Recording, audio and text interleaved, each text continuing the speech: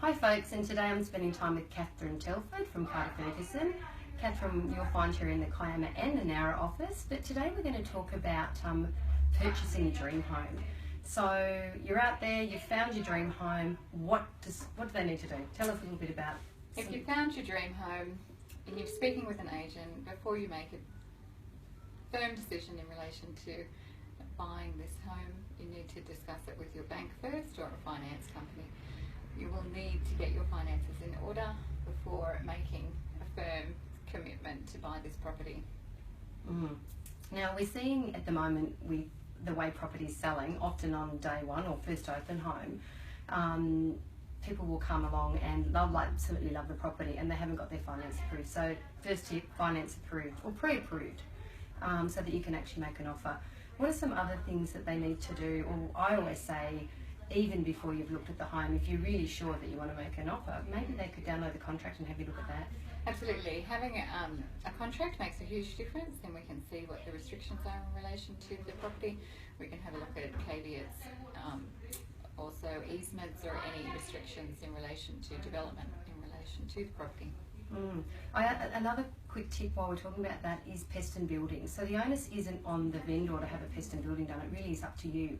So to put yourself in the box seat, I often say maybe do a pest and building beforehand as well, so that if you've spoken to Catherine and she's approved the contract and also your finance is pre-approved, the only other thing you really need to do to put yourself in the box seat before you can make an offer is have that pest and building done to make sure there's absolutely nothing stopping you from making an offer or a strong offer. Absolutely. There are always going to be issues with existing development. You'll always find something that comes back with the building and pest inspection reports. It's depending on whether you can live with those things. And being sensible about the age sometimes Exactly. as well. Okay, so another thing I just want to ask you were probably some questions as a purchaser, particularly if you're a first time or you've not bought a lot of property. What are some of the things that they might be able to ask their agent? Definitely in relation to has the property been built in accordance with the plans that have been approved by council? That's an important issue.